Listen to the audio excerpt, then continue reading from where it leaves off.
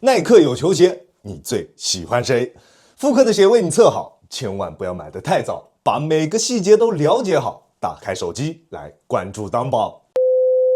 OK， 这就是我们今天的主角，来自耐克的 PG One 复刻，全掌 Phylon 加上一个前掌的 Zoom 气垫。没有了解过的兄弟啊，可能不是特别清楚，它的气垫跟其他的篮球鞋放置的方式啊会不太一样。它的气垫放置在了中底泡棉的下方，与外底直接接触。这种气垫的放置方式不会给到我们特别直观的脚感上的反馈，但是能够在运动的过程中给到我们更好的运动表现方面的提升。重量控制也做得非常不错，单只42.5码的重量，差不多在360克左右，加上它合适的重量分布，上脚后的实际体感重量也十分轻质，完全不会成为我们在球场上的负担。那基础配置啊，差不多就是这样。那如果你对这一双鞋还挺感兴趣，接下来就跟着当子的节奏，一起来深入了解一下这一双保罗乔治1代的复刻版本。本期视频由您的点赞赞助播出。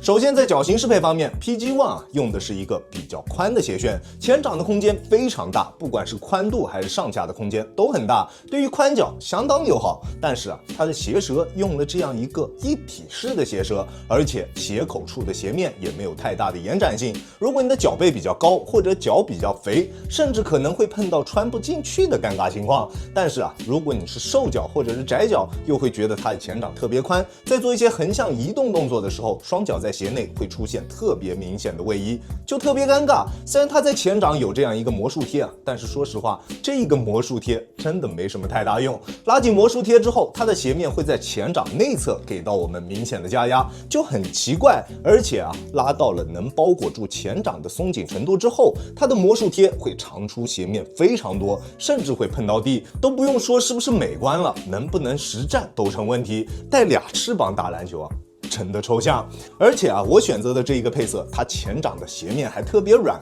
还好啊，侧面上翻的橡胶有着不错的硬度，能够提供给我们还算不错的鞋面支撑。但是整一个前掌的包裹锁定真的特别糟糕，穿上这一双鞋，你甚至都没有了变相的欲望。但是它中后段的包裹锁定是真的定，只要你能穿进这一双鞋，它中后段的锁定就一定能够让你满意。在急停急起的时候，顶脚趾或者是掉跟的情况都不会出现。它的这个魔术贴啊，就是它包裹的分水岭。魔术贴的后面和前面就是纯纯的从夯到拉的体验，包裹的割裂感真的超级无敌爆炸强。乔治的签名鞋，我从2.5开始到6代都穿过，1代元年啊，我是真没穿过。穿过的兄弟们可以跟我说说，它元年的包裹体验是不是也是这样？如果这一次的复刻跟元年相比没什么变化，那确实啊，当年它降到300左右，真的是合情合理。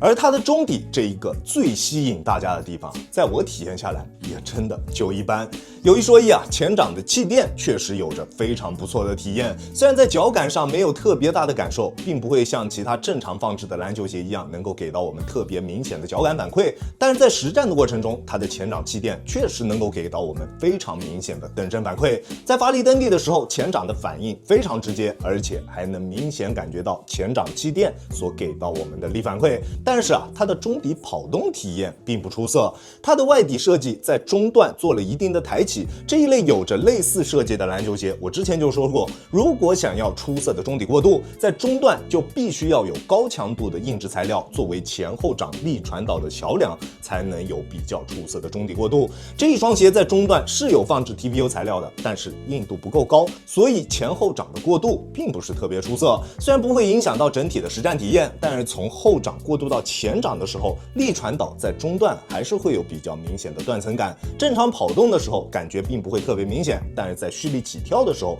这种感觉就会被放大。而它前掌的这个气垫，在你做一些急停跳投或者是连续起跳动作的时候，才是它真正的舒适区。在这种单纯使用前掌发力或者是连续点滴的时候，它前掌的出色反馈一定会让你着迷。如果你平时就是会经常做这一类动作的球员，那这双鞋啊，我相信你一定会喜欢。那说了这么多，它前掌气垫有多么的出色，但说真的啊，它的整个中底有且仅有它前掌的这一块气垫是有着出色表现的，而像是它的缓震啊、它的稳定性啊，表现都不算优秀。中底的 Phylon 调教偏硬，基本上没有什么特别明显的脚感能给到我们。在单纯使用脚后跟着地时，震脚的感觉也非常明显。对于缓震有需求的兄弟们，一定不会喜欢。而它前掌凸起的这个气垫以及鞋头外侧的内收，也会影响到整一双鞋的防侧弯表现。在做一些侧向急停动作的时候，你会下意识的收着一点力，不敢完全把自己交给脚底下的球鞋。如果你对自己的脚踝力量不够自信，那这一双鞋啊，我建议你还是尽量慎选。还有一点也是这一双鞋身上比较明显的一个问题，就是它的足弓支撑。大家可以看到啊，它的中底在中段做了一个比较大幅度的内收，而且在这个位置处并没有给到我们任何的上扳或者是硬质材料的加强。穿上这一双鞋，你就能明显感觉到在足弓位置处有点空空的，它没法给到我们应有的足弓位置处的承托。这一点啊，大家也必须要注意一下。当然，它的强度表现是完全没有问题的，不管做什么动作，它都可以很好的保持住姿态，不会出现夸张的心变，足以应对高强度的实战。而至于它前掌的灵活性，整体体验下来还算不错。虽然它前掌因为有了这一块放置在外侧的气垫之后，前掌的刚性啊会变得比较高，不是特别好弯折。好在没有任何硬质板材的加持，外底也有着一定的弧度。虽然跟双脚之间的贴合度确实不算特别高，但是灵活度还算不错。在做变向或者是交叉步动作的时候，前掌不会有特别明显的阻力，这一点大家可以放心。外底表现的话，因为我选择的这一个配色啊，搭载的是这种水晶底材质，所以在有灰尘的场地上面，抓地表现会比较糟糕，特别容易吸附灰尘。不过只要场地条件稍微好一点，它就能做到指哪打哪，想停就停的水平。如果你平时打球的场地条件不是特别好的话，那我还是建议啊，尽量挑选实色橡胶大底的配色进行购买。这个水晶底啊，我不是特别推荐。耐磨的话也并不是特别好，因为它不像其他一些篮球鞋一样，在外底磨损之后还能再征战一段时间。而这一双鞋的外底只要磨损掉之后，就直接是气垫了，甚至啊，在外底还没有完全磨掉的情况下，它的气垫也会出现损坏，所以耐用性并不会太好。而且啊，它的外底纹路也比较细，虽然厚度还不错，但是就现在的价格来说，打外场它并不是一个好的选择。PG One 亚当球鞋主观评级 C+，这一双鞋上的优点就两个，一个就是它前掌的气垫，还有一个就是它中后段的包裹锁定。除此之外，它在其他各方面的表现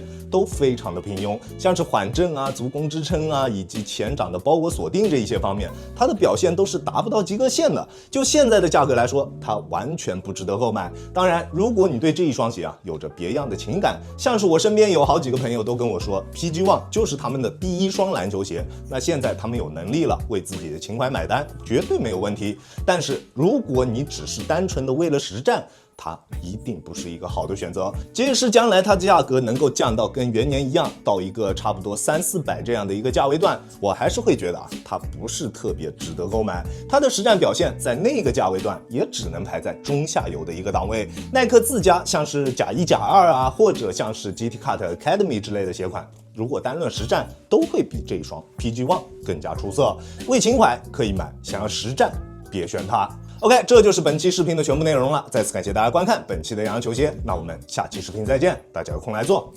，Peace。